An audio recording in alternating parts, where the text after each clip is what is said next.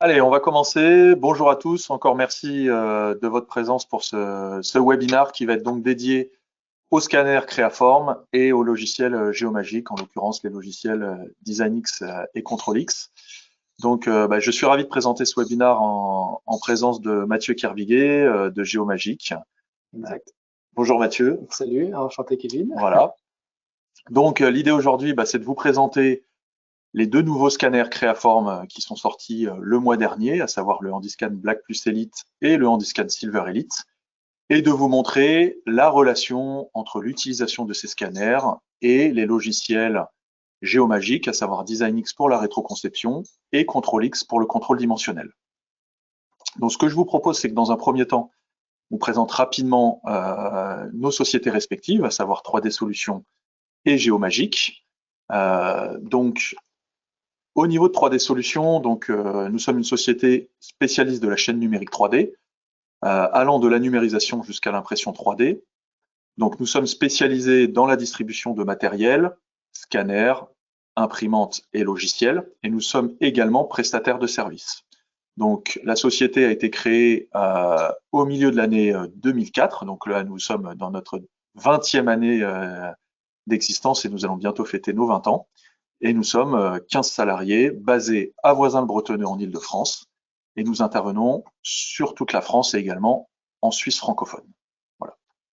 Donc comme je le disais, notre spécialité, c'est vraiment la chaîne numérique 3D, donc des scanners 3D, à la fois des scanners portables et des scanners fixes qui vont nous permettre donc de numériser des petites pièces allant de l'infiniment petit jusqu'au très grand avec des scanners longue portée pour lesquels nous allons réussir à numériser des bâtiments, des navires ou des engins de chantier.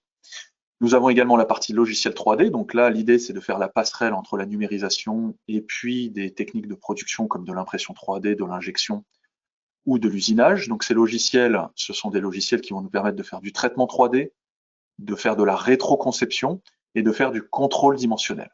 Et enfin, il nous reste la partie impression 3D. Donc nous sommes distributeurs de plusieurs technologies d'imprimante 3D.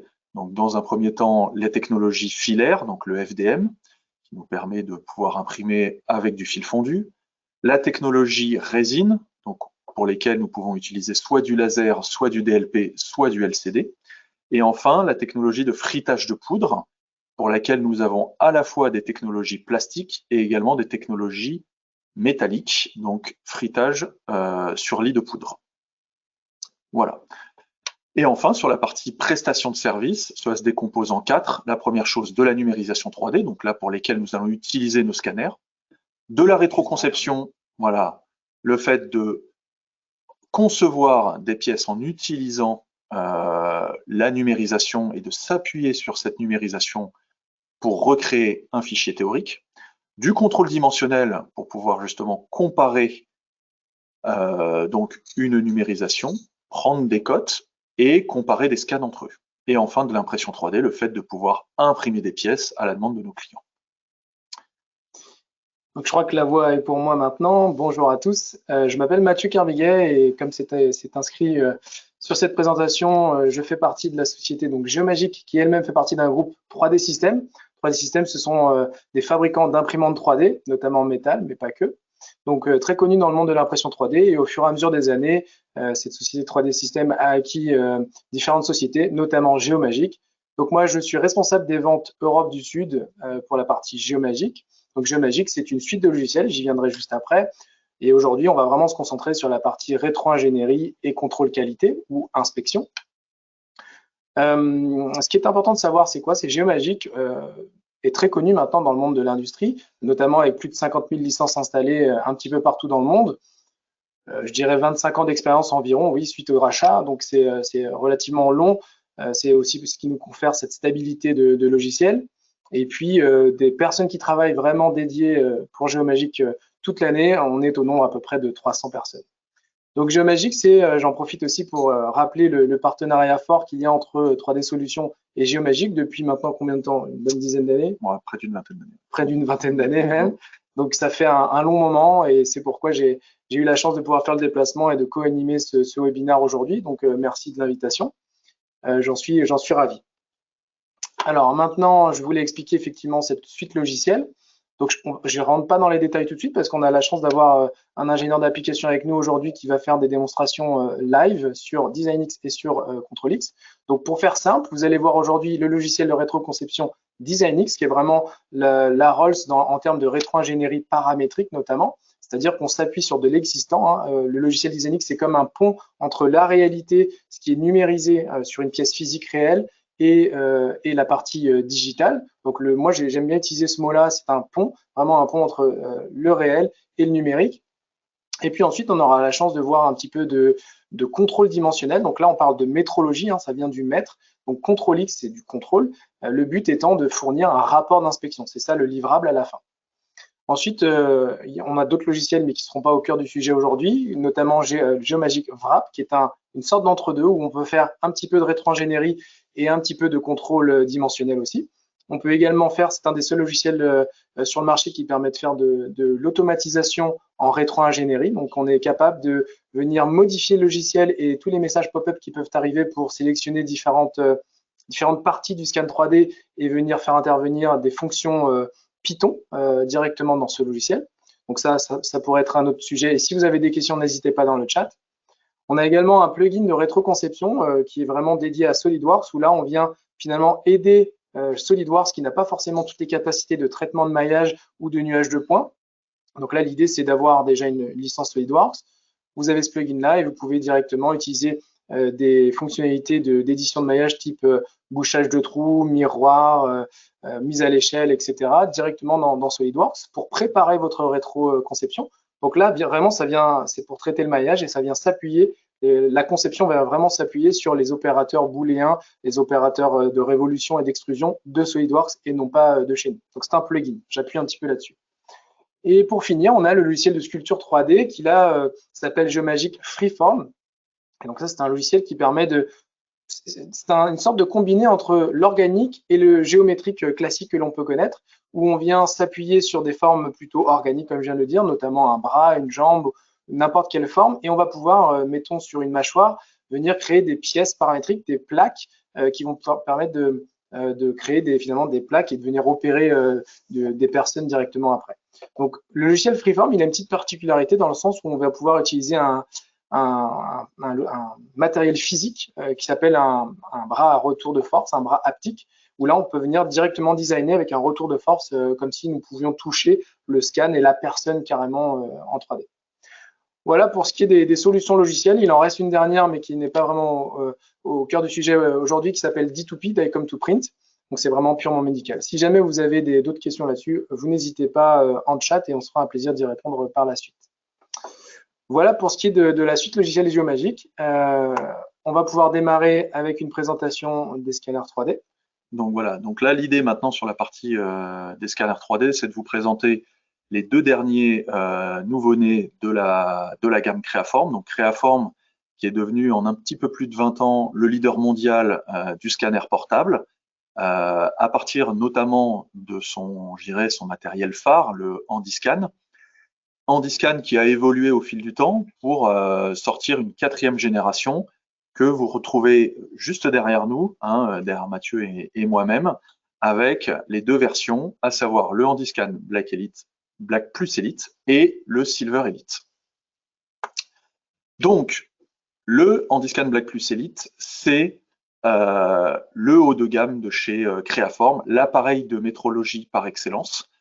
Donc, c'est une technologie qui a fondé sa force sur un fonctionnement par laser. Donc, vous allez avoir 30 croix laser qui vont venir être positionnées sur l'objet et qui vont être captées par la caméra du scanner. Vous avez également une ligne supplémentaire. Alors, cette ligne supplémentaire, pourquoi on la spécifie? Parce que c'est ce qui a fait la force de ce matériel, c'est sa capacité à aller chercher des détails dans des zones très difficiles d'accès, donc des gorges, des perçages notamment.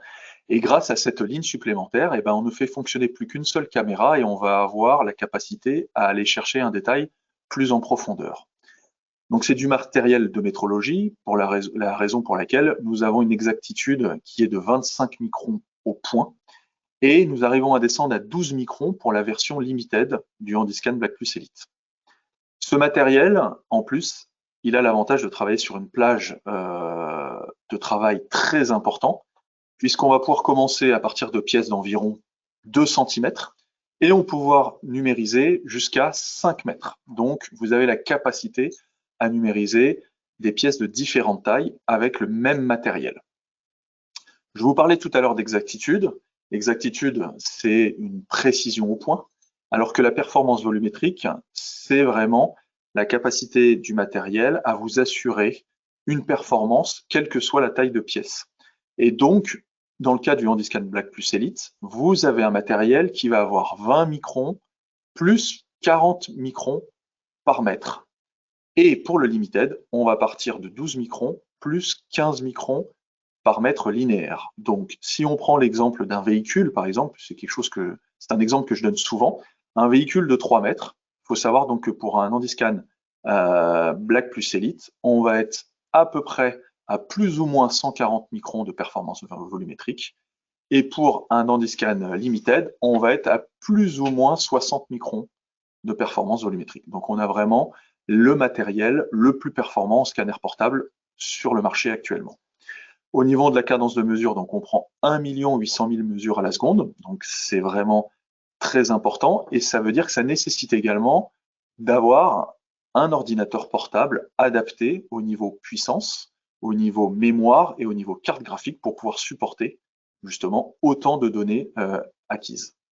Et enfin, le point qui est le plus important, je vous parlais d'un matériel de métrologie, mais c'est un matériel qui est de métrologie tout simplement parce qu'il est déjà certifié. Il est certifié ISO 17025, ISO 10360 et pour tout ce qui est secteur automobile, il est VDI VDE 2634. Voilà.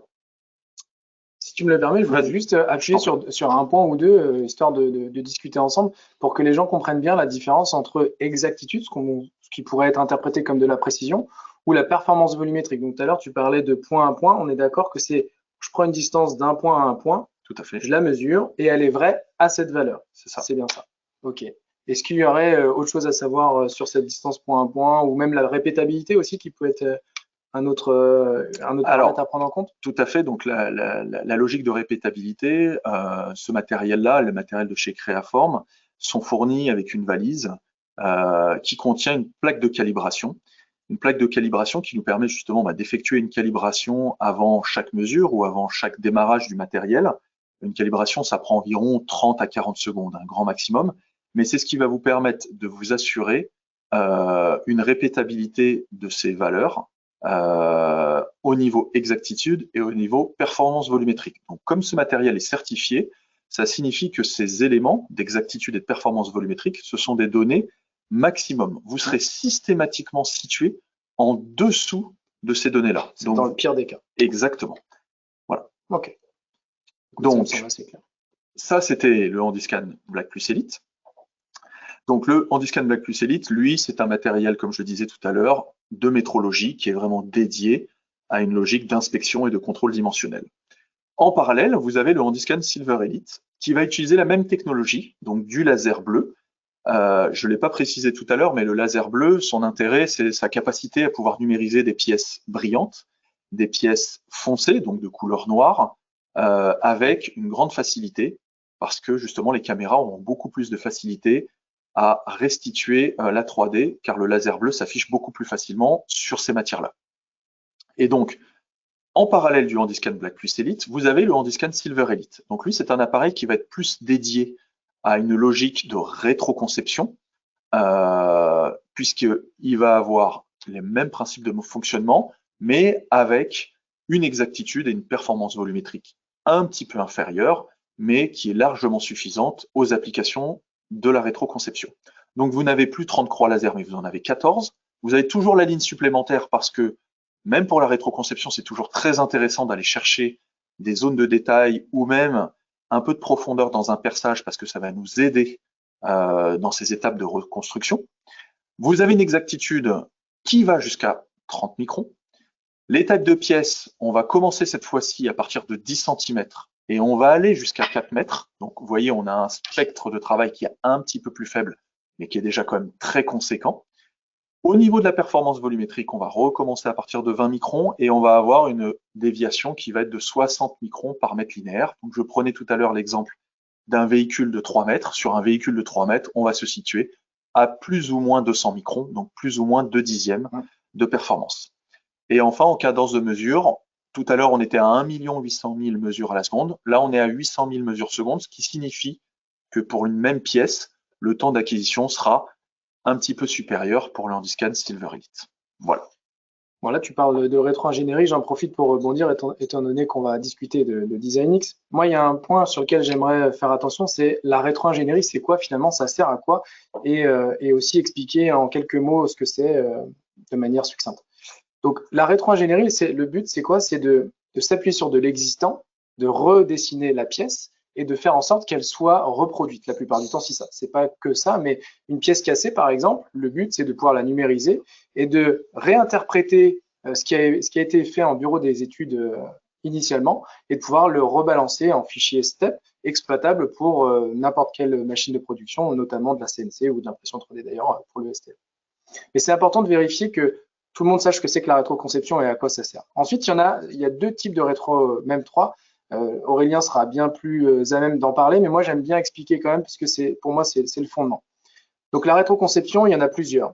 Il y a la plus simple qui est j'appuie sur un bouton, ça me sort comme un fichier mort finalement, un fichier cellophané. On prend un cellophane, on le met sur la pièce, on a une peau morte qu'on applique sur la pièce et là on a un fichier fermé, un solide, qui permet d'être exploité dans n'importe quel fichier, dans n'importe quel logiciel tiers. Donc c'est un fichier STEP, un fichier EGS. Et donc ça, c'est la partie la plus simple, c'est de l'auto-surfacing. Sinon, il y a la partie rétro-ingénierie paramétrique, et c'est vraiment le cœur du sujet aujourd'hui, où là, on va pouvoir refaire le design intent tel que voulu initialement, en mettant chaque paramètre, par exemple le diamètre d'un perçage, le mettre exactement au design intent voulu de départ, et pouvoir le modifier en fonction de l'évolution de la pièce. Donc là, dans ces cas-là, on a une arborescence avec un historique dans lequel on peut remonter à n'importe quel moment et on peut en cascade venir modifier notre rétro-ingénierie. Puis ensuite, il y a l'entre-deux, l'hybride. On va peut-être pas, enfin, je crois que tu l'expliques après, Aurélien. L'hybride, c'est on fait un auto-surfacing et sur quelques endroits, notamment des perçages par exemple, ou inversement des tiges, on va pouvoir mettre un paramètre spécifique. Donc là, on a comme une sorte de peau morte sur la globalité de la pièce. Et sur quelques zones, sur quelques surfaces, on va avoir vraiment des zones paramétrées qui vont être des zones plutôt fonctionnelles qu'on pourrait usiner.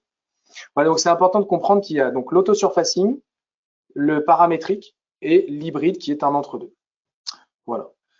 Merci Mathieu pour ces précisions. Alors je ne voulais pas indiquer tout à l'heure en introduction, mais on aura un temps de questions-réponses à la fin du webinaire. Donc si par rapport à ces problématiques, ces questions, ces explications sur la rétroconception, les scanners portables, les différents logiciels, vous pourrez nous poser vos questions tout à l'heure dans un deuxième temps, une fois qu'on aura fait la démonstration. Donc du scanner dans un premier temps, c'est ce sur quoi nous allons enchaîner. Donc déjà, il va y avoir une partie de comparaison entre les deux matériels, donc entre le Black Plus Elite et le Silver Elite. Et ensuite, je vous propose qu'on bascule sur une démonstration live du scanner Creaform Handiscan Black Plus Elite. Donc comme je le disais tout à l'heure, des applications différenciées pour les deux matériels. Le Black Plus Elite se rapprochant plus d'un matériel dédié à la métrologie, donc avec une haute précision donc en photogrammétrie, puisque nous allons utiliser à la fois un système laser et également, vous le verrez tout à l'heure dans la démonstration, la pose de pastilles. L'ensemble va nous générer une photogrammétrie et cela va nous assurer une haute précision lors de la numérisation. Nous avons entre les deux, bien évidemment, je vous l'ai précisé tout à l'heure, une meilleure performance volumétrique pour l'Handiscan Black Plus Elite. C'est la raison pour laquelle il est plus prédestiné pour la métrologie. Plus de rapidité avec une distance de travail flexible. Donc la distance de travail flexible, qu'est-ce que c'est? C'est très simple. Avec ce scanner-là, vous avez la capacité de travailler avec différentes distances de travail, ce qui va nous permettre de pouvoir s'adapter en fonction de la taille de pièce. Donc plus votre pièce est petite, plus vous travaillerez avec une distance de travail faible, et plus votre pièce est grande, et plus votre distance de travail sera importante, et plus vous aurez cette capacité à faire une acquisition importante, et donc à gagner du temps dans votre numérisation. Et c'est pour ça tout à l'heure que je vous disais que nous pouvons aller numériser jusqu'à des pièces de 5 mètres, parce que justement, avec cette distance de travail flexible, on aura la capacité à numériser des pièces de manière très rapide. Et enfin, cette logique d'application métrologique, donc tout à l'heure, Mathieu en a parlé un petit peu, de contrôle de production, contrôle qualité, de l'inspection. Donc, ça va intervenir à différents moments de la chaîne de production. Un contrôle de production, c'est bien évidemment de pouvoir contrôler une pièce en sortie de production. Le contrôle qualité, ça peut être également de contrôler une pièce après usure, après une utilisation par des clients. Il peut avoir également une application de contrôle de pièces fournisseurs, c'est quelque chose que l'on voit de plus en plus, où en amont, au niveau des approvisionnements, les utilisateurs veulent vérifier que les pièces qui ont été fournies par un fournisseur correspondent aux attentes, au plan qui avait été demandé. Donc il y avait vraiment différentes applications au niveau du contrôle et de l'inspection. Et vous verrez tout à l'heure lors de la démonstration live du logiciel ControlX qu'on va pouvoir contrôler différentes choses grâce et au scanner et au logiciel. Et sur la partie Silver Elite, l'intérêt de ce scanner, comme je vous le disais tout à l'heure, c'est une application de rétroconception. Bien évidemment, ayant des specs un petit peu moins poussés que le Black Plus Elite, il a un meilleur rapport qualité-prix. Il a la capacité tout de même à numériser des pièces brillantes. Ça, c'est un point qui est très important parce que vraiment la différenciation qu'a fait Creaform par rapport à leurs concurrents au fur et à mesure du temps, ça s'est fait vraiment sur l'exactitude, ça s'est fait sur la capacité du matériel à numériser des pièces qui ne l'étaient pas par le passé, la capacité à numériser rapidement des grands volumes et également la capacité à avoir un temps de calcul très court, parce qu'encore une fois, c'est facile de numériser des fois des grands volumes, mais si derrière vous avez des heures de calcul, eh ben, vous avez un temps d'attente qui est très important et de nos jours, on a besoin d'avoir un résultat immédiat. Donc c'est pour ça que le Silver Elite est capable de numériser donc des pièces brillantes à une interface simple et ergonomique. Et donc, que je le disais, il est adapté à la rétroconception et également à des mesures à partir du moment où on n'est pas dans une application, je dirais, strictement métrologique. Je ne sais pas si tu veux compléter, Mathieu. Non, là-dessus, je suis totalement d'accord, tout va bien. Voilà. Donc maintenant, ce que je vous propose, c'est de laisser la main à une démonstration live qui a été réalisée donc par Aurélien, notre responsable technique chez 3D Solutions.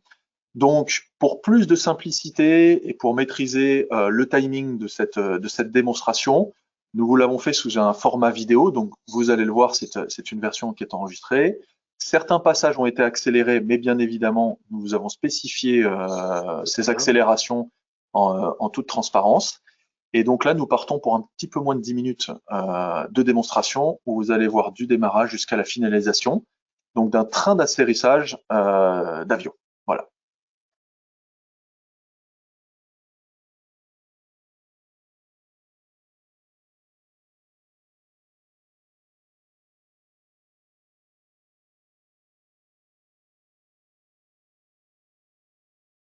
Bonjour à tous, je suis Aurélien de chez 3D Solutions et je suis là aujourd'hui pour vous présenter la numérisation avec le OnScan Black Plus Elite de la gamme Creaform associé à son logiciel VX Element, un logiciel qui va vous permettre tout simplement de faire l'acquisition grâce à ce scanner 3D de la pièce d'un pied d'atterrissage de 1,50 m sur 70 cm de large. Comme vous pouvez le voir, il y a directement des pastilles qui sont positionnées sur la pièce qui vont aider au scanner 3D à se repérer dans l'espace et également faire l'acquisition avec haute précision des différentes données qu'on va réaliser.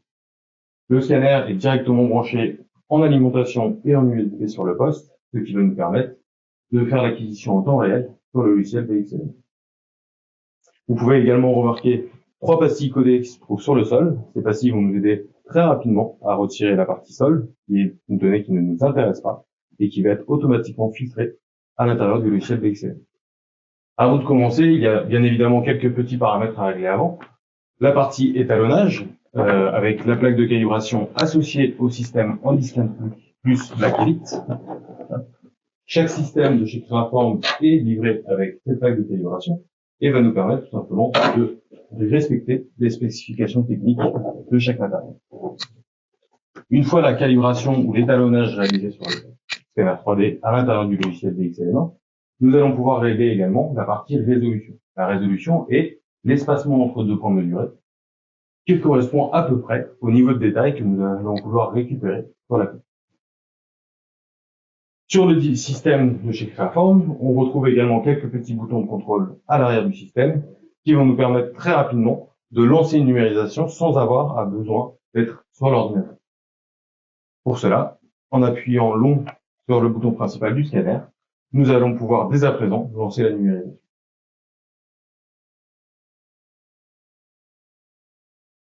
Une fois la numérisation lancée, vous pouvez observer sur le logiciel BX Element des lignes vertes pour vous indiquer que vous vous trouvez à la bonne distance de travail, des lignes rouges pour vous dire que vous êtes trop près et des lignes bleues pour vous dire que vous êtes trop loin. Vous avez également un rappel lumineux qui se trouve à l'arrière du système pour informer à l'opérateur sans regarder l'écran à quelle distance de travail il se trouve. Le but va être tout simplement de balayer la pièce pour récupérer un maximum de données. Vous retrouvez le même code lumineux sur les pastilles pour pouvoir savoir si vous vous trouvez à la bonne distance.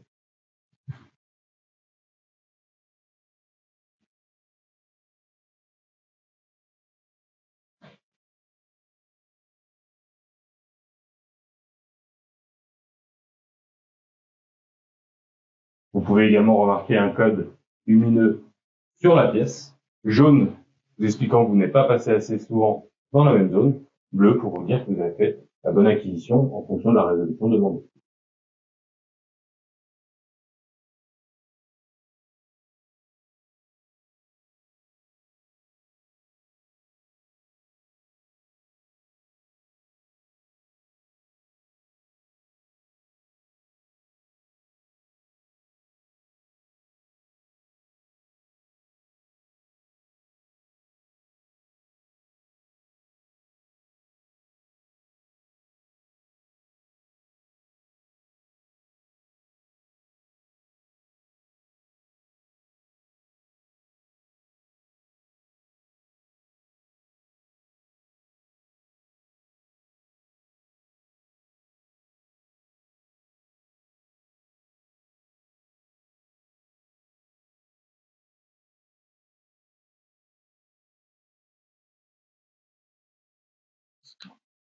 Vous pouvez remarquer à l'écran la détection de pastilles collées sur le sol. Ces pastilles vont nous aider à créer un plan automatiquement et à retirer toute la donnée qui se trouve sur le sol, qui n'est pas intéressante pour le faire.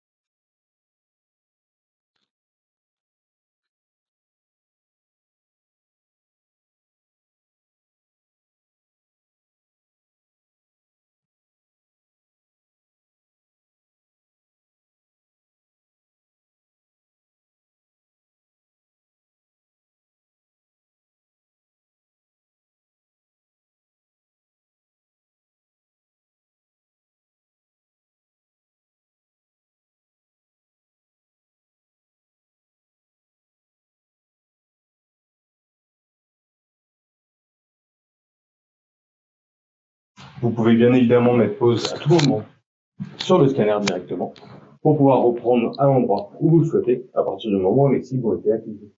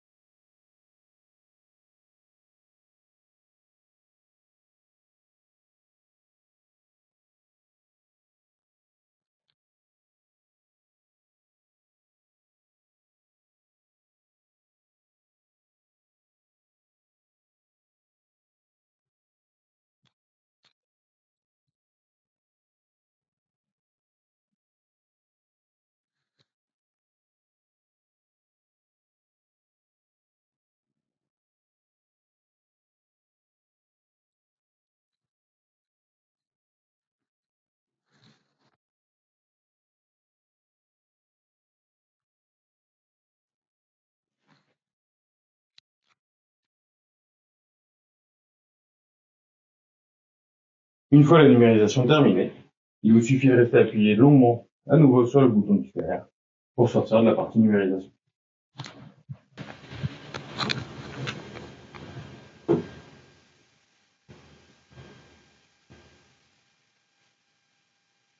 Une fois la numérisation terminée, vous pouvez vérifier à nouveau que toutes les données ont été acquises. Si le résultat vous convient, nous pouvons lancer la finalisation qui va calculer un fichier STL avec une résolution de 1 mm, comme demandé précédemment pendant le scanner. Ce calcul peut être plus ou moins long en fonction de la taille de la pièce et de la résolution demandée.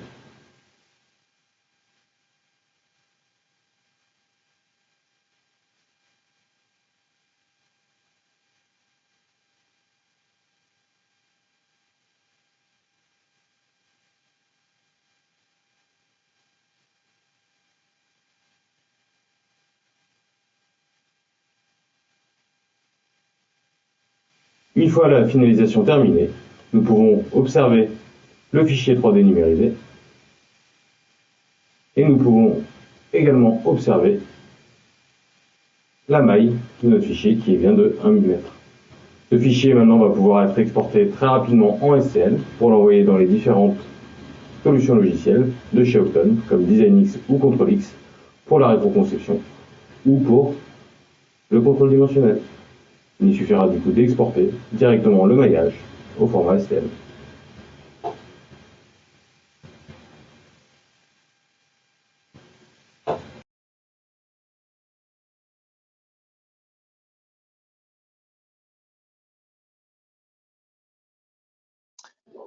Voilà, j'espère que cette démonstration du scanner Handiscan Black Plus Elite vous a plu et que vous avez pu apprécier un peu son fonctionnement, la simplicité d'utilisation, sa rapidité et surtout la qualité du maillage, maillage direct, puisque Creaform sont les seuls à nous permettre d'obtenir ce maillage direct, qui est, comme le disait Aurélien, je le répète, exportable directement en fichier STL.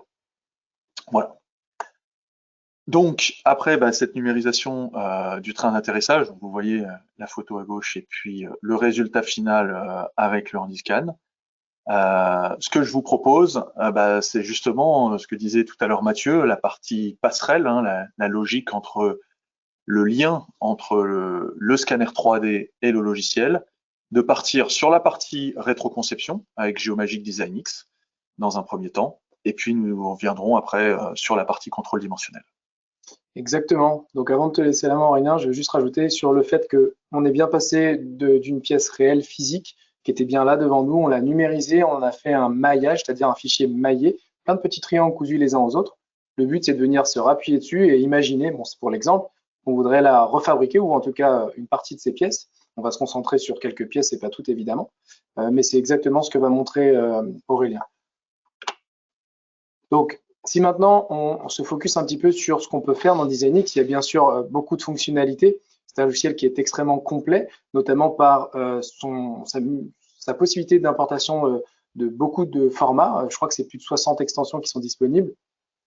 Donc, on peut accueillir un grand nombre de formats et aussi un poids énorme de formats. Quand je dis poids, c'est aussi la taille. Pourquoi la taille? J'ai déjà des ingénieurs applications qui m'expliquaient qu'ils travaillaient sur des projets de plus d'1 kilomètre, comme une pièce qui pourrait faire quelques centimètres. Donc, la polyvalence du logiciel, elle est vraiment notable. Ensuite, il y a un deuxième point qui s'appelle le live transfer vers des logiciels CAO, des logiciels tiers. Donc, qu'est-ce que c'est un live transfer? Donc, c'est propriétaire déjà le nom, mais tout simplement pour dire, on a fait une rétro-ingénierie dans le logiciel DesignX, donc le pont dont je parle toujours. On a notre arbre de construction. Et on est capable de renvoyer toute cette même arborescence sur un autre logiciel tiers, type SolidWorks, Creo, ProEngineer ou d'autres. Le but étant, encore une fois, de faire le pont entre le réel et votre environnement de travail. Si votre société travaille déjà avec 3, 4, 10 licences SolidWorks, le but, c'est pas de réapprendre sur 10 postes DesignX. Non, on est un pont entre les deux, donc on ne pourra jamais se substituer à ces 10 postes. Donc, le but, c'est de remettre ça dans votre environnement et que vous puissiez retravailler, réanalyser directement sous SolidWorks. Ensuite, ce qui est à noter, bien évidemment, dans DesignX, en fonction des éditions disponibles, je l'expliquerai un petit peu après, on peut extraire automatiquement des entités géométriques, type plan, ligne, point, freeform, torus, ce qu'on appelle les régions, en fait, il va vous permettre de faire une préanalyse pour pouvoir vous appuyer dessus et vous proposer des fonctionnalités type révolution, balayage, extrusion. Donc ça, c'est important de le noter. Ensuite, comme je l'ai expliqué tout à l'heure, il est possible de faire une génération donc de l'auto-surfacing, ce qu'on appellera en français génération de surface automatique. On appuie sur un bouton et on applique ce fameux cellophane. Et bien évidemment, le cœur et la Rolls un petit peu de ce logiciel, la modélisation paramétrique, où là, on vient vraiment faire du booléen finalement et du paramètre dans chacune des fonctionnalités. Ce qui est intéressant de noter aussi, c'est qu'on est capable de se contrôler à chaque étape de la rétro-ingénierie. Donc une rétro-ingénierie paramétrique, c'est beaucoup d'étapes. C'est en fonction de la pièce. Une pièce de révolution comme celle-là, il y a plusieurs dizaines d'opérations, notamment une esquisse, une extrusion, une coupe, une révolution, un balayage pour venir faire une gorge par exemple. Tout ça, on peut venir à chaque étape le contrôler. Ça veut dire quoi contrôler? Là, on mélange un petit peu l'aspect métrologique, mais c'est relativement simple à comprendre. On a un maillage, c'est donc le réel. On s'appuie dessus pour venir faire une rétro-ingénierie, recréer de la matière, ou en enlever par exemple. Le but étant de voir si on est suffisamment proche de la pièce qu'on vient de numériser. Donc cet Accuracy Analyzer, donc l'avant-dernier point, permet de vérifier à chaque fois à quel moment, donc d'avoir une colorimétrie comme vous pouvez le voir sur cette image, de voir si on est dans du vert. Donc ça, on peut définir les tolérances de votre client ou les vôtres pour dire si dans le vert je suis bon ou pas. Ça peut être par exemple plus ou moins 1/10. Si on est au-delà, dans ce cas-là, on peut avoir du jaune, du bleu, du rouge, peu importe. Tout ça, c'est paramétrable. Mais l'idée étant de vérifier si on a un manque matière ou si on a un surplus matière et donc de venir retravailler peut-être un peu plus en profondeur notre rétro-ingénierie.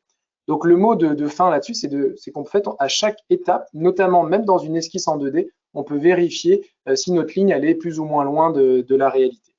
Le dernier point, Off Premium Solution Complète, c'est important également de le noter dans le sens où on a différentes éditions de ce logiciel. Aujourd'hui, bien évidemment, on va se concentrer sur la version full, totale ou professionnelle de Geomagic Design X, mais on a d'autres offres qui permettraient d'avoir une solution, une édition plus light, si je puis dire, en fonction de vos besoins. Vous n'avez peut-être pas besoin d'avoir des assistants de piping, par exemple, si vous ne faites jamais de piping dans votre métier.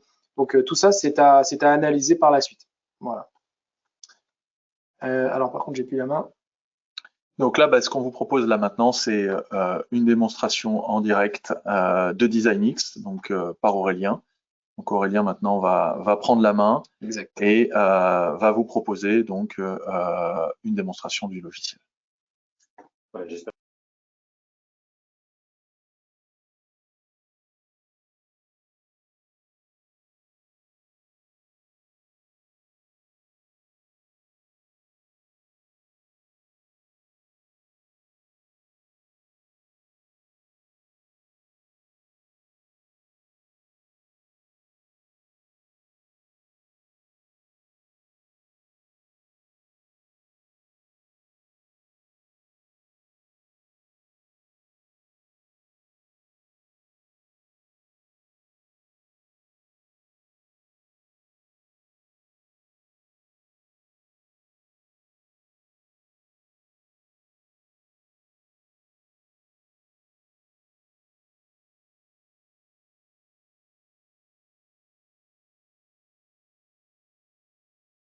Mon écran, j'ai pas l'impression.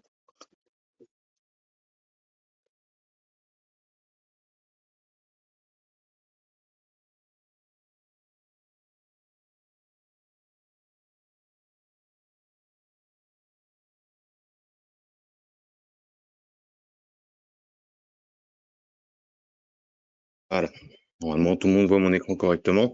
Donc, l'idée, c'est que je vous présente un petit peu plus profondément donc l'interface, bien évidemment, donc du logiciel DesignX, qu'on voit ensemble un petit peu comment nous on a réalisé le pied d'atterrissage, en fait, comment on a décomposé ce projet au fur et à mesure, et qu'on puisse vous présenter aussi les différentes méthodes de rétroconception que Mathieu a présentées précédemment.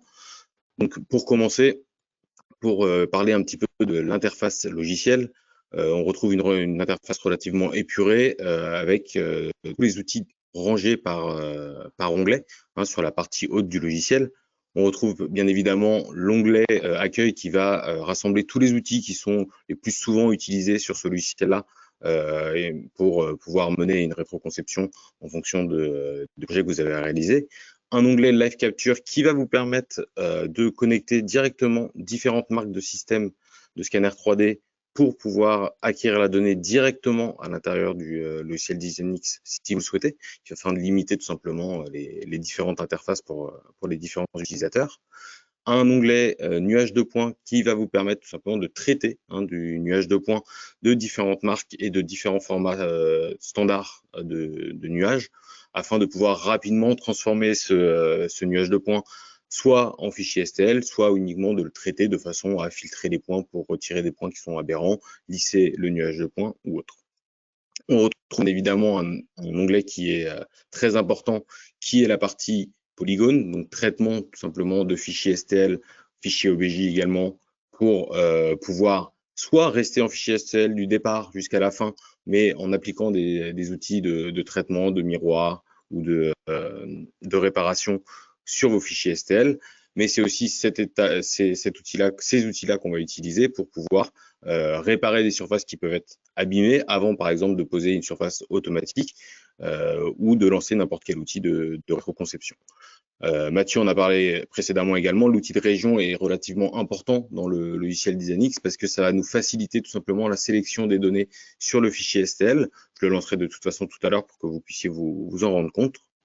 La partie alignement qui est pareil n'est pas des moindres parce que comme on part d'une pièce réelle à partir d'un scan 3D, quand on importe la pièce, elle ne va pas être recalée dans le repère orthonormé. Et comme le but, c'est de reconstruire une pièce qui est théoriquement correcte, on va se mettre à la place de la personne qui a conçu précédemment la pièce et on va venir poser une origine à l'intérieur du fichier STL, de façon à avoir la vue de face, la vue de côté, la vue de dessous, etc. Dans les bonnes orientations. On va pouvoir également faire du recalage scan contre scan, dans le cas où vous avez un scanner 3D qui va faire multiples vues pour pouvoir acquérir la donnée. On va vouloir recaler ces différentes vues pour en faire un seul fichier STL, en partant bien évidemment des outils de polygone. La partie croquis, je ne vais pas m'attarder énormément sur cet outil-là, tout simplement parce que c'est semblable à n'importe quel outil de CAO. On retrouve tout simplement la possibilité de créer des esquisses 2D, d'accord, ou des esquisses de maillage, on en parlera tout à l'heure également, pour pouvoir reconstruire tout simplement une esquisse 2D et pouvoir l'utiliser pour pouvoir recréer de la donnée. La partie esquisse 3D qui va vous permettre tout simplement de faire du surfacing, mais également d'utiliser ces courbes-là pour pouvoir créer de la surface, donc que ce soit semi-automatique ou manuel. La partie modèle qui va vous permettre donc cette fois de créer de la matière, d'accord, donc à partir de nos esquisses 3D ou à partir de nos assistants donc de fichiers STL, on va pouvoir créer nos extrusions, nos révolutions ou autres pour pouvoir créer notre fichier paramétrique. Et le surfaçage exact, qui est ni plus ni moins que le fameux cellophane dont parlait Mathieu, qui va en fait tout simplement projeter une multitude de courbes sur un fichier STL pour pouvoir se plaquer au plus proche d'un scan sans avoir besoin forcément de le reconstruire et d'être très proche au niveau des données recréées. Au niveau de l'interface, après on reste sur quelque chose de relativement simple, une interface centrale pour notre vue 3D. Sur la partie gauche, les différentes arborescences qu'on va pouvoir construire au fur et à mesure du projet, et sur la partie basse, une notion de fil pour pouvoir afficher les différents types de pièces, que ce soit de la surface, des plans, d'immaillage, etc., etc. Donc, ce que je vous propose, c'est d'ouvrir tout simplement le projet qu'on a réalisé sur le pied d'atterrissage. On va voir ensemble déjà le scan qu'on a réalisé précédemment sur les mots, et ensuite je vais vous expliquer comment tout simplement il a été décomposé. Donc, j'ouvre tout simplement un fichier XRL qui est le format natif de DizainX sur lequel vous allez pouvoir enregistrer vos différents projets. Donc, ce que vous pouvez voir en bleu, c'est bien évidemment du coup notre scan importé directement du logiciel VxElement précédemment utilisé dans la démonstration. On va retrouver sur la partie gauche notre maillage, donc le fameux pied d'atterrissage, avec la possibilité d'avoir les différentes informations sur ce scan. Pour information, sur le pied d'atterrissage, nous sommes à peu près à 12 millions de triangles pour l'acquisition de cette pièce. La première chose qu'on a réalisée pour la rétroconception, ça a été bien évidemment de dissocier le scan en différentes pièces pour pouvoir traiter tout simplement ces différentes pièces individuellement et donc pouvoir les reconstruire dans un repère orthonormé cohérent pour chacune des pièces pour ensuite derrière venir les repositionner dans un assemblage. Donc, on a utilisé bien évidemment différents outils de sélection qui vont nous permettre d'isoler ces différentes pièces-là pour ensuite derrière les exporter en fichier STL Donc, vous voyez ici qu'on retrouve bien nos différentes pièces en format STL, mais on a la possibilité déjà dès l'export de pouvoir récupérer des formats qui sont relativement standards dans le monde de la 3D, comme du STL, du PLY ou de l'OBJ, par exemple. Donc, pour vous présenter un petit peu plus loin le logiciel Designix, ce que je vous propose, c'est que je réimporte dans un premier temps la pièce que l'on a appelée MA, tout simplement, qui est le socle sur la partie basse, qui va permettre tout simplement de vous expliquer un petit peu la logique de la rétroconception et aussi de vous montrer des assistants ou alors de la création paramétrique de CAO. Donc, la première chose à faire, comme expliqué précédemment, ça va être de réaligner le projet dans notre repère. Vous pouvez remarquer que l'origine à l'heure actuelle se trouve à l'intersection de nos 3 plans CAO. Donc, pour cela, on va pouvoir déjà, dans un premier temps, créer ce qu'on appelle des régions. Les régions vont tout simplement analyser la pièce et vous créer différentes surfaces, sélections de surfaces, on va dire, sur le fichier STL. On va avoir un code lumineux coloré sur la pièce qui va nous indiquer tout simplement les différentes zones qu'il a pu isoler sur le scan, et on va pouvoir rapidement s'appuyer sur ces zones-là pour pouvoir extraire des vecteurs, par exemple, ou pouvoir demander de créer des fonctions sans avoir besoin de sélectionner à la main en fait les différents triangles du maillage. Si je passe ma souris rapidement dessus, vous pouvez observer tout simplement qu'il a catégorisé ces différentes surfaces en plan, en cylindre ou en cône, ou typiquement en sphère pour la partie haute ici. C'est tout simplement pour pouvoir faciliter derrière les assistants à savoir quel type de forme ils vont devoir exporter, ou on va avoir également, mais ça on le verra pas forcément aujourd'hui, la possibilité d'extraire très rapidement en cylindre sur la zone que je suis venu sélectionner juste là. Donc, une fois qu'on a créé ces régions, la première chose à faire va être d'aligner notre pièce. Pour cela, on va avoir nos outils de géométrie de référence qui existent juste ici, donc du plan, du vecteur ou du point, qui vont nous permettre de, par exemple, extraire le vecteur qui va passer ici en sélectionnant tous les points de la zone sélectionnée et d'essayer de trouver l'axe du cylindre le plus proche par rapport à mon scan. Vous pouvez voir peut-être un petit peu difficilement une ligne orange qui est le résultat tout simplement qu'il a trouvé pendant l'analyse de cette zone-là. À partir du moment où je valide cette option, on voit bien qu'un vecteur est créé, et donc ce vecteur est tout simplement l'axe du cylindre au plus proche de la zone sélectionnée. On va pouvoir faire la même chose avec l'outil plan, donc sélectionner par exemple la partie basse de cette pièce-là, de faire un rendu également, et j'en ai pas parlé précédemment, mais vous voyez qu'il y a une répartition de points sur le plan. Les points qui sont en bleu clair sont tout simplement les points qui sont gardés. On va avoir une notion de suppression d'aberration qui est déjà présente parce qu'elle est cochée dans l'outil, donc il va retirer les points les plus aberrants pour avoir un plan le plus cohérent possible.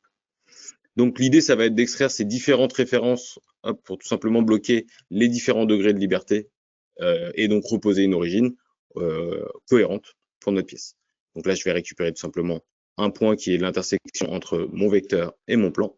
Et il va me rester peut-être un degré de liberté à bloquer.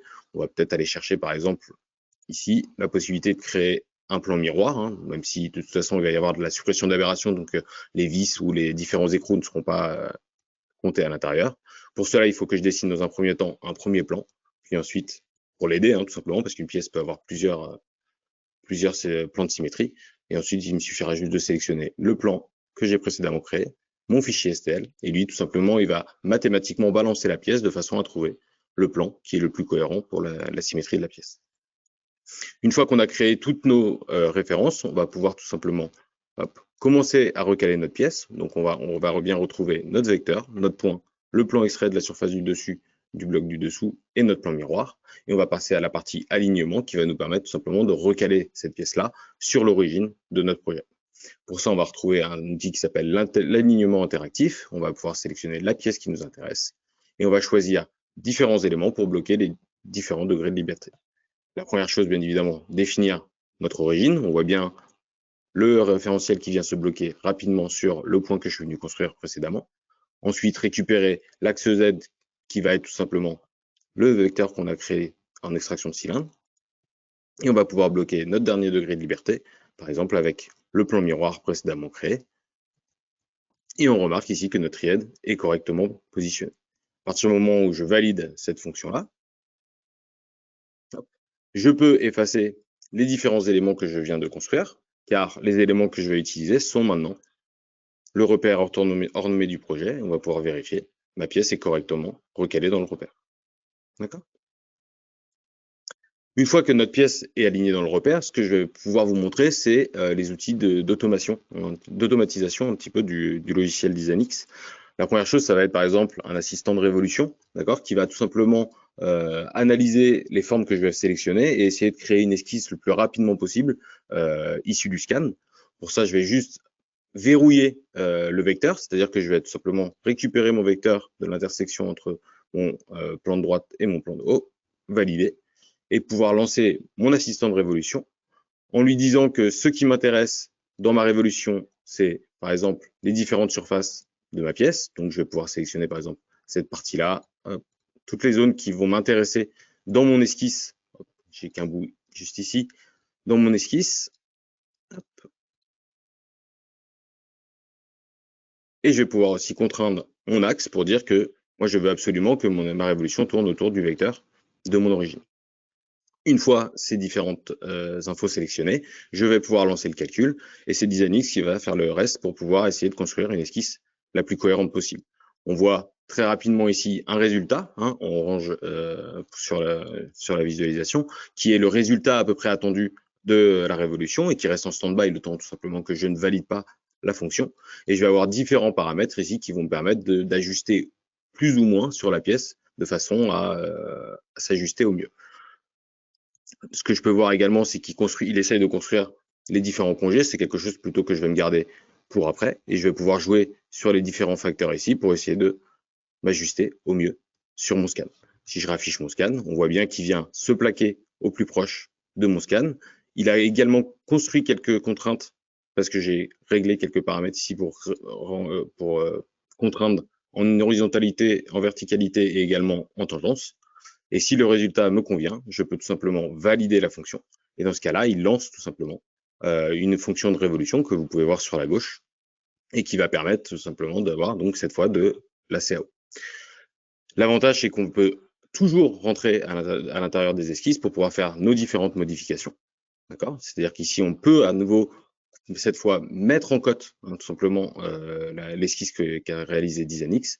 On va pouvoir, par exemple, aussi rajouter des contraintes, si certaines sont manquantes, et se dire, par exemple, que ici, le point qui est précédemment posé, je viens de positionner sur mon origine, positionner également la cotation, en mettant la possibilité de faire des arrondis, c'est-à-dire pas avoir besoin de ce côté avec du 80, 47, 03, mais tout simplement d'arrondir cette cote-là au plus proche à 0,1.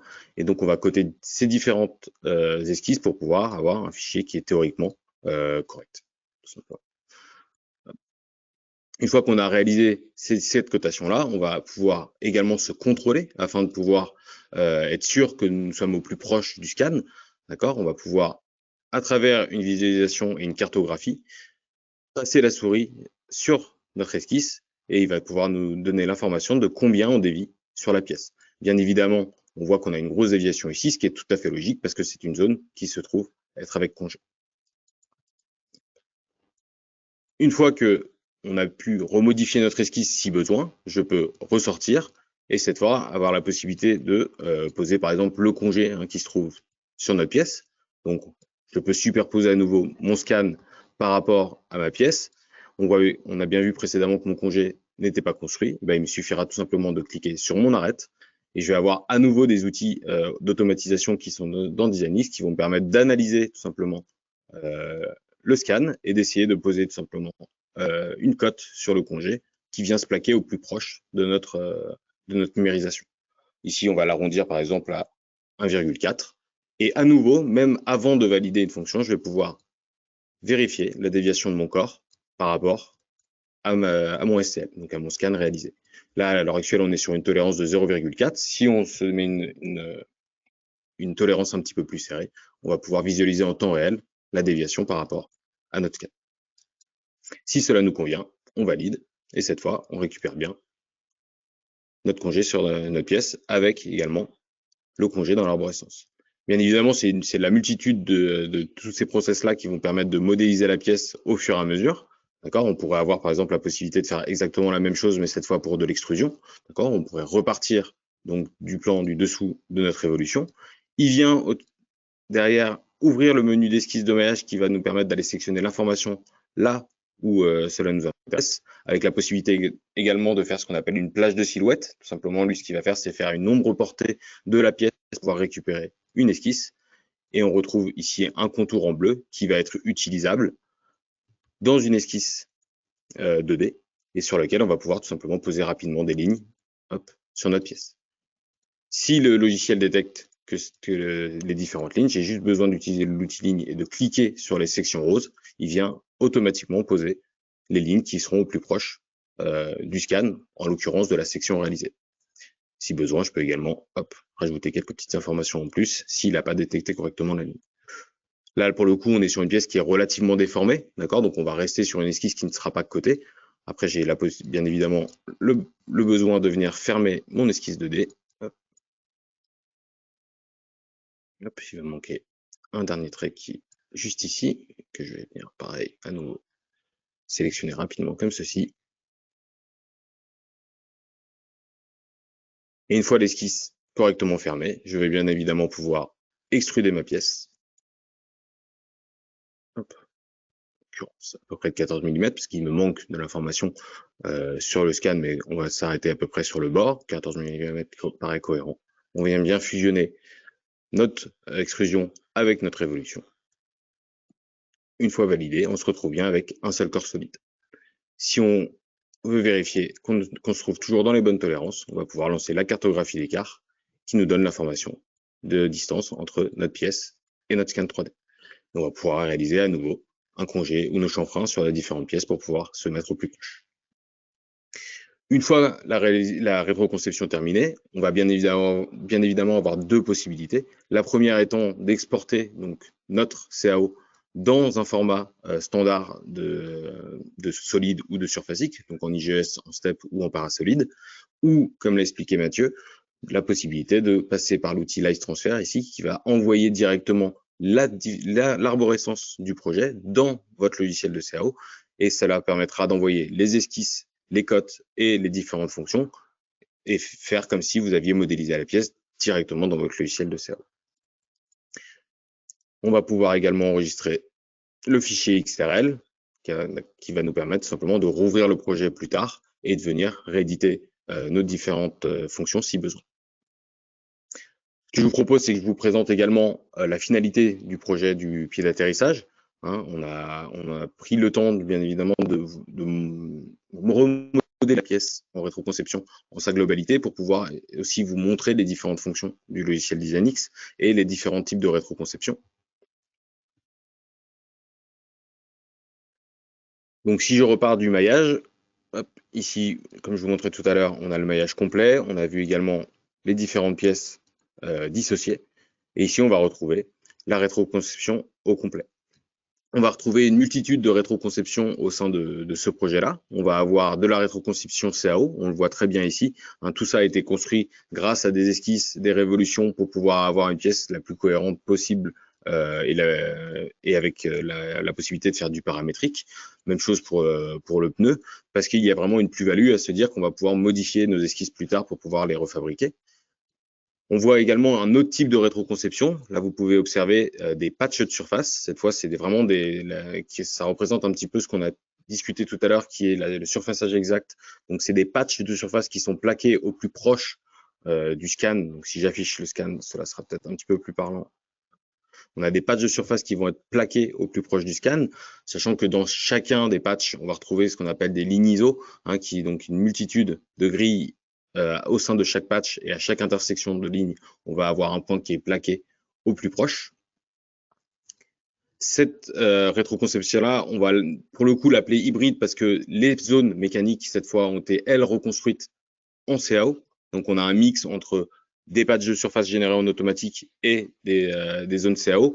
Pourquoi on a fait ce choix-là? Tout simplement parce qu'on est sur une zone de fonderie qui va pas forcément avoir de plus-value sur la pièce. Par contre, les zones d'éléments sur lesquelles on va venir fixer des pièces, bien évidemment, on va vous souhaiter tout simplement avoir des cotes rondes, que ce soit pour l'usinage ou que ce soit pour la fabrication. Donc pour cette partie-là, on appellera plutôt ça tout simplement une rétroconception hybride. Cette pièce-là, pareil, on va avoir une pièce qui est générée en automatique au niveau des patchs de surface et des zones qui sont construites en CAO. Pareil pour la partie haute, on retrouve plutôt une zone qui est complètement reconstruite en rétroconception paramétrique, d'accord, pour pouvoir changer les cotes facilement à partir des différentes esquisses.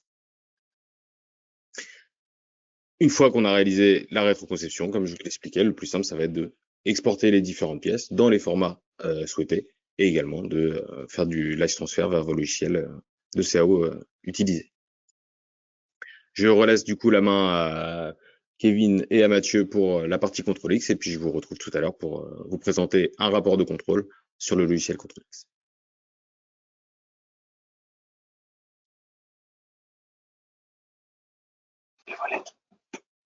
Merci Aurélien. Donc, pour cette rétroconception, on va pas perdre de temps. On va enchaîner très rapidement sur le logiciel Control X. Donc, je vais laisser la parole à Mathieu qui va essayer de vous présenter rapidement le logiciel Control X et on embrayera ensuite sur un exemple de contrôle dimensionnel réalisé par Aurélien avec un rapport de contrôle et ensuite le rapide fonctionnement du logiciel. Oui, merci Kevin. Donc concrètement, le logiciel Geomagic Control X est un logiciel de métrologie, de rapport de contrôle qui permet de délivrer des rapports d'inspection ou ce qu'on pourrait appeler plus communément des PV d'inspection. On peut faire plein de choses dedans, mais ce qui est important, c'est de pouvoir importer déjà vos fichiers natifs. Donc là, on va pouvoir importer des fichiers qui ont été définis en bureau d'études, donc notamment un fichier STEP, un fichier paramétrique, c'est un peu ce qu'on vient de voir, ou un fichier maillé, ou un nuage de points, ou également d'autres. Le but étant ensuite, on n'a jamais le même alignement, ça veut dire qu'ils n'ont jamais été conçus ou numérisés dans le même alignement, donc c'est-à-dire le même trièdre X, Y, Z. Le but, donc la première étape, c'est de pouvoir s'aligner ou alors se dégauchir. Donc il y a différents types d'alignements, on vous en cite deux ici, le RPS ou le 3-2-1, c'est-à-dire qu'on vient bloquer les 6 degrés de liberté, donc 3 plus 2 plus 1 qui font 6. Donc ça, c'est la première étape, ça se fait en quelques clics, hein. On peut très bien le faire de manière automatique aussi, en best fit. Donc là, on parle un peu moins de métrologie, mais en tout cas, pour certaines fonctionnalités ou certaines applications, ça peut fonctionner. On est bien sûr capable de venir un peu plus en détail en 2D. On vient faire une section et analyser des entités en 2D, avoir aussi des colorimétries, ce qu'on pourrait appeler des peignes, qui vont vous expliquer, enfin vous montrer de combien vous êtes dévié. Et donc ça vous donne, le but étant de voir à quel endroit votre pièce est mauvaise et ce qu'il faut donc ajuster sur votre machine de production. C'est vraiment ça le but. Ensuite, il faut pouvoir communiquer ces déviations que vous avez identifiées sous forme de rapport la plupart du temps. On peut même faire des rapports en PDF 3D d'ailleurs. On peut également faire de l'automatisation avec des scripts. Il y a quelque chose qui est très bien sous Geomagic Control X qui s'appelle le visual scripting. Donc là, quelqu'un qui ne sait pas coder directement dans du Python, qui ne sait pas faire des lignes de code, il peut directement aller chercher des boîtes de fonctionnalités type alignement, type importer, etc. Vous pouvez les mettre les unes après les autres en les liant avec des petites lignes et vous pouvez faire des cycles comme ça relativement simples et passer sur de la mini-série ou carrément de la série de production de masse. Donc on peut passer d'un contrôle ponctuel à un contrôle plutôt type série. Même chose, même dernier point, ce Geomagic Control X existe sous différents types d'éditions. On a une édition plutôt Essentials, connectée, c'est-à-dire où on peut connecter un appareil de mesure, pardon, et également la version full où là on peut faire de l'automatisation. Je te laisse prendre la main, Aurélien, pour que tu puisses montrer vraiment live à quoi correspond ce logiciel.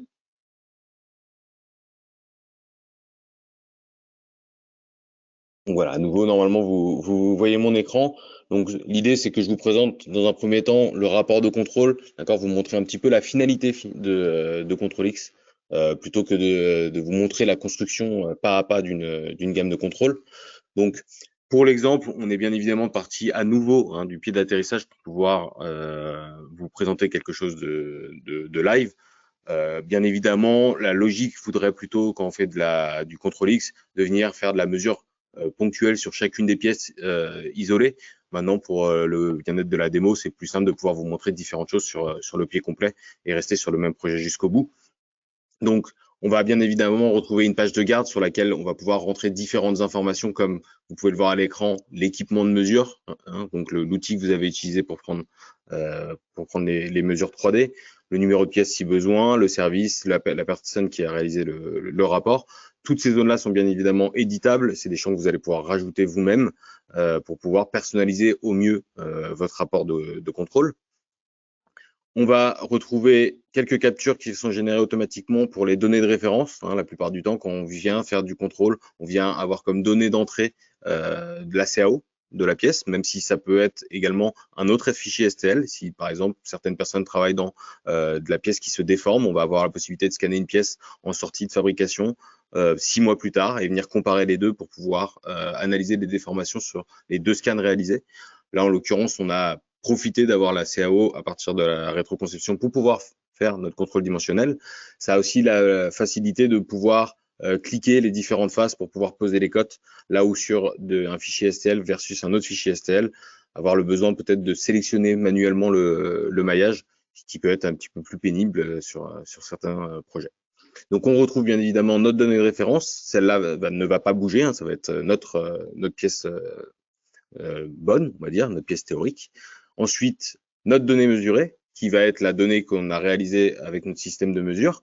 C'est cette donnée-là mesurée qu'on va venir recaler sur notre donnée de référence avec les différentes méthodes de dégauchissage disponibles sur Control-X. Donc, bon, j'en énumère un petit peu plus. Donc, on va avoir bien évidemment l'initial qui va en fait laisser le logiciel calculer par lui-même une position qui lui paraît approximativement la plus cohérente.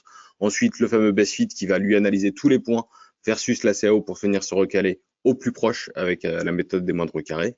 Un outil 3-2-1 qui va permettre de sélectionner différentes faces, différents plans pour pouvoir recaler avec des références, ou le fameux RPS pour plus des applications de tôlerie ou automobiles. Une fois les deux données sur Control-X présentées, on retrouve donc notre fameux alignement initial avec différentes déjà de données sur le côté qui vont nous permettre d'interpréter tout simplement notre alignement et vérifier si on est cohérent. Ensuite, notre best fit, pour le coup sur cette pièce-là, c'était cohérent parce qu'on n'allait pas dégauchir sur une multitude de pièces alors qu'on est sur un assemblage, tout simplement. Donc on a laissé le logiciel faire au plus proche. Et on va pouvoir par exemple réaliser une des principales fonctions de la comparaison 3D. Ça permet très rapidement d'analyser l'écart entre la CAO, donc la pièce théorique, et la pièce numérisée, et voir en temps réel, très rapidement, les écarts qui vont se trouver entre notre CAO et notre fichier numérisé. Bien évidemment, à nouveau, on va retrouver cette colorimétrie sur la droite qui vont nous donner l'information si on se trouve dans la tolérance de fabrication ou non par rapport à la pièce. Là, pour le coup, sur l'exemple, on était sur le pneu, donc on lui a appliqué une tolérance à plus ou moins 0,5 mm. Tout ce qui est en vert à l'écran est dans les plus ou moins 0,5 mm. Et ensuite, plus on va s'écarter en positif ou en négatif, on va avoir justement un code couleur qui va s'appliquer. On va pouvoir rajouter une multitude de points sur notre cartographie pour avoir quelque chose d'un petit peu plus visuel et qui vont permettre de ensuite nous extraire un tableau qui va vraiment pointer les différents points sélectionnés avec la position sur la donnée de référence et la position sur la position mesurée. Si je reviens rapidement sur cette cartographie, si vous pouvez remarquer que les points sont correctement espacés le long d'une ligne. On a la possibilité, par exemple, de sélectionner une arête de notre CAO et de venir positionner des points espacés tout au long de cette ligne pour pouvoir avoir quelque chose d'automatisé sur l'extraction des points. Je passe rapidement sur une autre vue. On va avoir la possibilité de rajouter des vues personnalisées, d'accord. Dans le cas où ça manque un petit peu d'orientation, quand vous faites de la cartographie 3D, on va pouvoir rajouter différentes vues pour pouvoir alimenter le rapport facilement. Tout simplement, par exemple, pour voir la déformation du pneu sur la tranche qu'on n'avait pas forcément sur la capture précédente. Et on va pouvoir également faire à peu près la même analyse, mais cette fois à partir de sections. On va pouvoir découper tout simplement notre fiche donnée de référence, donc notre CAO. Lui, il va tout simplement faire mettre en évidence l'écart entre notre fichier scanné et notre fichier CAO, et à nouveau appliquer un code couleur pour nous donner l'espacement entre la CAO et notre fichier STL suivant une section. on peut à nouveau positionner des points d'écart. On a une petite visualisation en haut à droite qui nous montre tout simplement où se trouve la section 2D. On retrouve quelques quelques valeurs sur la droite pour nous informer de la pertinence de cette comparaison 2D. Et à nouveau, un tableau récapitulatif des différents points sélectionnés sur la comparaison 3D pour pouvoir aller un petit peu plus loin dans l'analyse. Je vais passer rapidement, mais on a bien évidemment plusieurs sections 2D sur le long du pneu. Vous allez pouvoir sélectionner le nombre de sections à partir d'un axe réalisé. Un autre type de fonction qui est assez pratique dans le contrôle X, ça va pouvoir être l'analyse d'épaisseur, d'accord, tout simplement. Et ça peut se faire uniquement avec un seul fichier STL. La possibilité de vérifier à partir de notre scan 3D quelles sont les zones d'épaisseur dans les différentes directions. D'accord, on va avoir deux méthodes d'extraction d'épaisseur, soit la projection de vecteurs, soit une sphère qui va essayer tout simplement de se balader à l'intérieur de la pièce pour vérifier l'épaisseur constante ou non de la pièce, avec cette notion à nouveau de carte de colorimétrie sur la droite. Donc si vous avez une pièce, par exemple dans l'application de tôlerie, et vous savez que votre tôle a une épaisseur de 3 mm, vous allez très rapidement, à partir d'un scan, pouvoir savoir si vous avez de la déformation au niveau de l'épaisseur sur la pièce, avec à nouveau la possibilité de mettre une tolérance plus ou moins. Là, pour les besoins de la démo, je l'ai positionné à l'extérieur. On reclique à nouveau des points sur notre analyse d'épaisseur pour pouvoir retrouver un tableau qui va nous permettre d'avoir localement des valeurs d'épaisseur.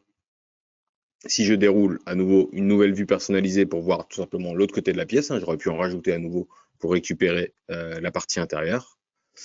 Mais le plus intéressant étant, bien évidemment, la partie cotation sur le contrôle dimensionnel.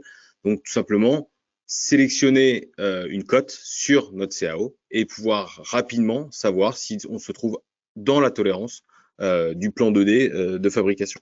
On va pouvoir, par exemple, cliquer la surface du dessus du cylindre et la surface du dessous, en extraire une cote et en poser la tolérance, et avoir un code couleur très rapidement qui va s'appliquer sur la pièce, sur la cote, pardon, vert pour dire que vous êtes dans la tolérance, rouge pour vous dire bien évidemment que vous êtes hors tolérance, et jaune pour vous dire que vous vous rapprochez dangereusement de la tolérance souhaitée.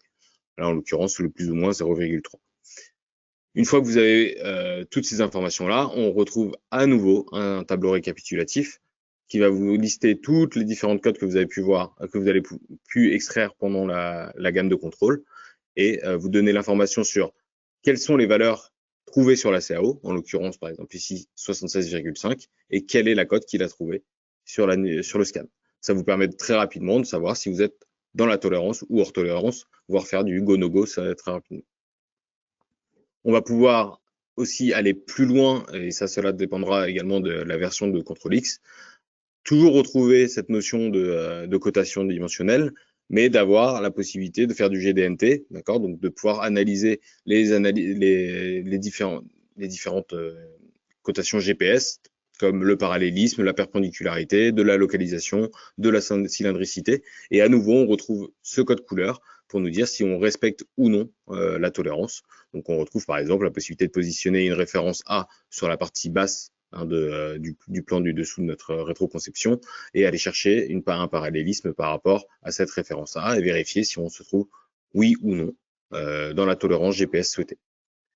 À nouveau, un tableau récapitulatif de nos différentes cotations.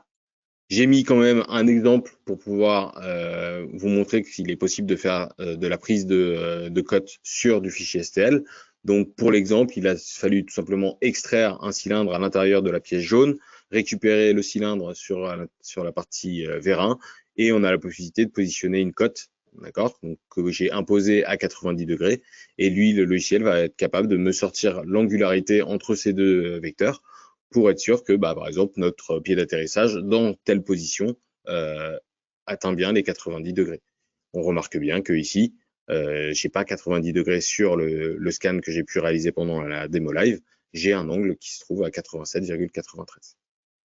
Là, en l'occurrence, c'est un angle qui va être que sur une direction. J'ai la possibilité de le faire suivant les plans XY, XZ, etc. si vous avez des angles à mesurer dans les 3 dimensions.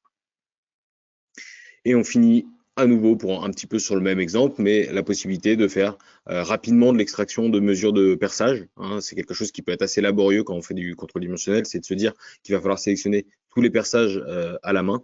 Et ben, dans le logiciel Control X, on va avoir la possibilité tout simplement de sélectionner un seul perçage et il va venir sélectionner tous les diamètres qui ont le même diamètre tout au long de la pièce et de pouvoir en faire une seule étiquette de visualisation.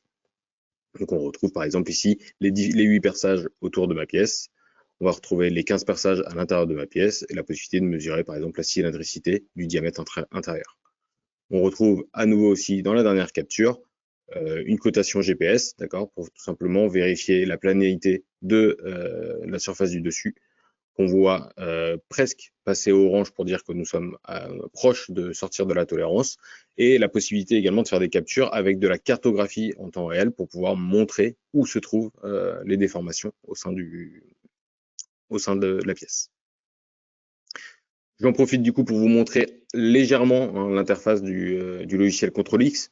Donc on retrouve tout simplement les marqueurs du logiciel DesignX et de la marque 3D System. On retrouve cette notion d'onglet sur la partie haute qui vont nous permettre de retrouver à nouveau la partie accueil qui est l'onglet qui permet de sélectionner les outils les plus utilisés sur le logiciel et tous les outils correctement rangés sur la partie haute. À nouveau la possibilité justement de mesurer une pièce avec un scanner 3D directement dans le logiciel. Ça a tout son sens justement quand une gamme de contrôle est déjà réalisée, c'est-à-dire que vous avez la possibilité de, même avant de numériser la pièce, importer votre fichier CAO, de venir faire votre gamme de contrôle et de demander tout simplement à l'opérateur de venir scanner à l'intérieur du logiciel Control X et d'ensuite d'appliquer toute la gamme de contrôle pour en extraire un rapport complètement automatiquement. La partie CAD qui retrouve quelques outils qui vont permettre de modifier la CAO, parce que si vous êtes en tant que prestataire, ça peut vous arriver pas forcément d'avoir les outils qui vous permettent de modifier le STEP ou l'IGES, vous avez quand même la main sur quelques outils. Même chose pour la partie STL, s'il y a des choses que vous voulez isoler dans votre scan, vous avez la possibilité de le faire au sein du logiciel Control X, on retrouve la puissance justement des outils de DesignX intégrés dans Control X. Les différents alignements, j'en ai cité que quelques-uns, mais justement, c'est pareil, c'est assez important d'avoir beaucoup d'alignements dans un logiciel, parce qu'en fonction des matériels que vous allez utiliser ou des rapports que vous allez vouloir en extraire, l'alignement peut être très impactant, surtout sur la cartographie 3D, par exemple. Les outils de comparaison, où on va voir, pareil, plusieurs outils pour les différents types d'applications. On retrouve, par exemple, les analyses d'ailes et de vrilles, qui sont vraiment adaptées pour la partie aéronautique. La zone de prise de dimension géométrique et dimensionnelle, soit en 3D, soit en 2D. Donc, si vous voulez le faire tout simplement sur la CAO ou sur des sections 2D. La partie courbe, si besoin. La partie automatisation que Mathieu a rappelé tout à l'heure, qui permet tout simplement de concevoir par travers du Python ou à l'aide d'un script visuel notre gamme de contrôle automatisée. On retrouve également un outil de traitement Perlo qui permet de tout simplement créer un dossier avec vos différents scans. Dans le cas où vous faites de l'échantillonnage, par exemple, si votre gamme de contrôle est déjà réalisée, vous allez avoir la possibilité de sélectionner un dossier en particulier et le logiciel Control X va venir piocher dans ce dossier-là les différents fichiers STL et en venir extraire les rapports pour chacune des pièces qui seront présentes à l'intérieur du dossier. Ça permet justement de gagner du temps et de ne pas avoir à rouvrir à chaque fois le logiciel Control X. Et la partie outils qui, elle, simplement est un peu l'outil vue et l'outil pour générer la partie rapport sur le logiciel. Une fois l'outil, une fois la gamme de contrôle construite et votre rapport édité sous Control X, vous aurez la possibilité tout simplement de l'extraire dans différents formats, la plupart du temps bien évidemment étant le PowerPoint, pour pouvoir tout simplement en éditer un rapport et derrière en sortir un fichier STL. On enregistre à nouveau notre projet Control X en CXProj qui va nous tout simplement sauvegarder la fameuse gamme de contrôle qu'on retrouve sur la gauche juste ici. On retrouve bien mes deux alignements initiaux et ensuite mes différentes analyses positionnées sur la pièce. Voilà. Si vous avez différentes questions, j'y répondrai avec Mathieu et Kevin juste après. Je leur relaisse la main et je vous dis à tout de suite.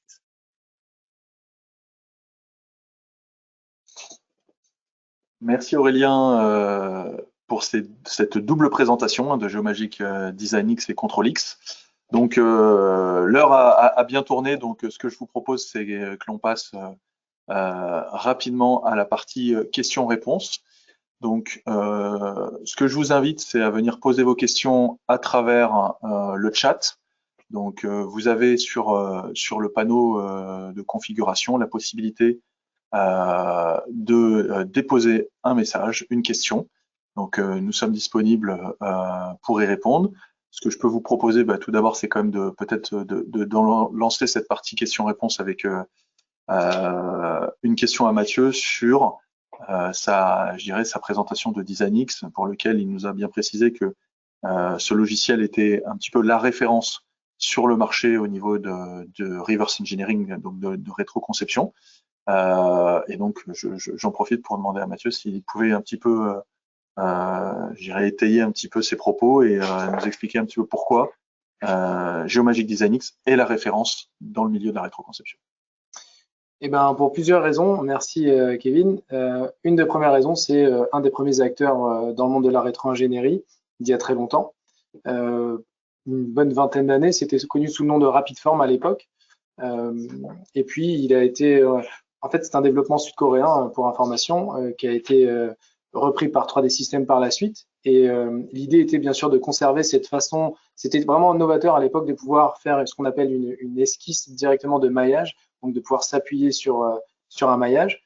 Donc c'est c'est une des fonctionnalités phares qui permet d'être la Rolls actuellement et de pouvoir faire une rétro-ingénierie paramétrique.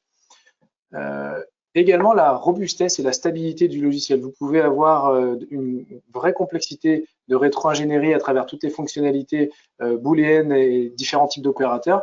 Le logiciel ne crache pas. Donc ça, c'était quand même très important à noter. Quand certains de nos concurrents, je dirais, ou confrères proposent plutôt de l'auto-surfacing, peu d'édition de maillage, peu d'édition de nuages de points également, et pas ou peu de rétro-ingénierie paramétrique. Donc c'est ce qui fait que aujourd'hui c'est vraiment et toujours une référence dans le monde de la rétro-ingénierie pour ça. Un autre point, je dirais peut-être un des derniers, c'est finalement qu'on peut également, alors c'était très plébiscité à l'époque, le fait de pouvoir connecter un appareil de mesure directement. C'est-à-dire que vous pouviez, on peut toujours d'ailleurs, connecter un appareil créaforme, numériser dans DesignX ou dans Control X et pouvoir récupérer le nuage de points directement. Voilà pour ce qui est de la référence. Ensuite, est-ce qu'il y avait d'autres questions dans le panel? Non, des gens qui sont partis. Pour l'instant, il n'y a pas d'autres questions, mais je sais qu'il y a un point qui revient souvent lorsqu'on est en démonstration. C'est une question commerciale et qui est toute simple. C'est est-ce que tu pourrais nous donner les fourchettes de prix des solutions DesignX, puisque tu nous as expliqué tout à l'heure qu'il y avait plusieurs versions, et également de Control X, puisque je pense que les participants seront intéressés pour connaître ces tarifs-là. Absolument. Alors aujourd'hui, je vais partir de Control X parce que je trouve que c'est une très belle porte d'entrée vers de la métrologie professionnelle. Donc il y a 3 versions, je ne vais pas toutes les expliquer, mais on part de 6 000 € jusqu'à 15 000 €. Donc aujourd'hui, on est capable de fournir un rapport d'inspection, faire du contrôle dimensionnel avec ce qu'on appelle des GD&T pour 6 000 €. Donc c'est vraiment de la colorimétrie, des annotations, du rapport, tout est inclus à ce prix-là. C'est vraiment, je trouve, un bon point d'entrée. Pour ce qui est de la rétro-ingénierie, ça va changer dans quelques semaines. Néanmoins, je vais vous donner les points d'entrée aujourd'hui. Donc on est sur, on part de 8 700 € jusqu'à 19 000 € pour arrondir bien sûr, entre les deux gammes, Essentials et DesignX Full. Je vais citer quelques différences majeures entre la version Light et la version Full. Donc dans la version Full, on va retrouver des assistants qui vont vous permettre d'aller beaucoup plus vite, notamment dans le piping. On va être capable d'extraire en un clic directement la fibre neutre par exemple, l'esquisse qui permet de faire votre balayage, quelques paramètres d'esquisse. Donc en fait, c'est comme si quand vous cliquez sur un bouton, vous aviez déjà 3 fonctions de préfaites. Donc ça, c'est ce qui apparaît dans la version full, notamment le live transfer également qui permet de transférer vers un logiciel tiers, ce qu'on ne retrouve pas dans la version Essentials pour l'instant. Et ensuite, on va avoir aussi quelque chose d'important à noter, c'est donc la reconnaissance automatique des régions qui permettent d'aller encore beaucoup plus vite pour démarrer votre rétro-conception. Ce qu'il faut comprendre de ça, donc il y a une variance de prix, et il est vrai.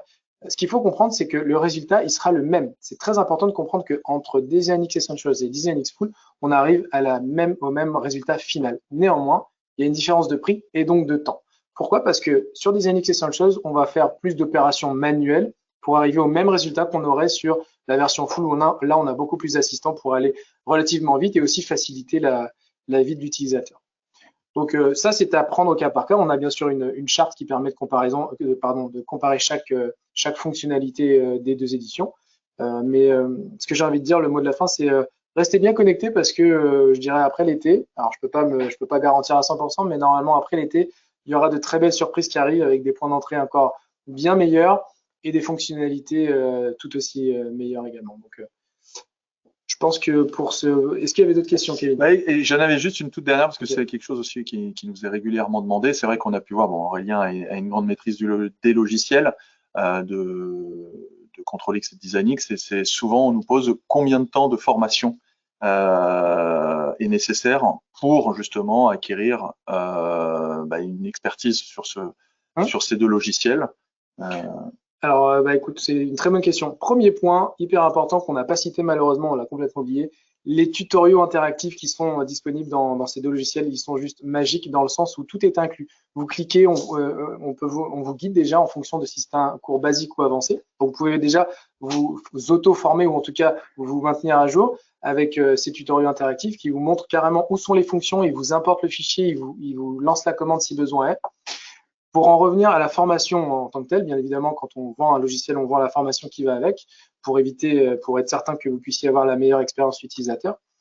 Sur DesignX, généralement, ça varie entre 2 et 3 jours. Moi, ce que j'aime bien faire, c'est vendre 2 journées sur site et une journée à consommer plus tard en ligne, par exemple, pour des questions diverses et variées sur l'application en tant que telle. Et pour Control X, en général, une journée et demie à 2 jours suffisent. Néanmoins, si vous avez besoin d'automatiser toute une production et que c'est relativement plus compliqué de s'interconnecter avec différents types de machines, il peut être préférable de prévoir 1 à 2 journées supplémentaires. Voilà. Parfait. Merci Mathieu Merci de votre écoute. pour ces réponses. Donc merci à tous de nous avoir suivis pour ce webinaire que vous pourrez retrouver en ligne dans quelques jours sur les différents réseaux sociaux de 3D Solutions. Et d'ici là, si vous avez des questions techniques, commerciales, n'hésitez pas à nous solliciter. Donc, bien évidemment, différents moyens de nous joindre par téléphone au 01 30 60 03 33, sur notre site internet www.3dsolutions avec un S à la fin.fr, sur nos réseaux sociaux et également par mail à une adresse générique qui est l'adresse devis@3dsolutions avec un S à la fin.fr. Voilà, écoutez, merci à tous, merci à Mathieu, merci à Aurélien pour leur participation. Merci au marketing de permettre tout ça également. Thank you marketing. Voilà, et nous vous souhaitons à tous une bonne fin de journée, une bonne fin de semaine, et puis ce soir, allez les Bleus. Allez, Merci, au revoir. Au revoir.